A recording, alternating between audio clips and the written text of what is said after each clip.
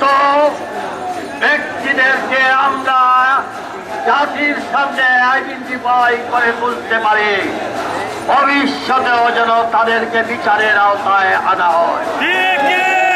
আপনারা সবাই ঐক্যবদ্ধভাবে বিএনপির কর্মসূচিকে আমরা এগিয়ে নিতে যাই। আপনারা সকলে আজকে স্লোগান তোলেন, এক দফা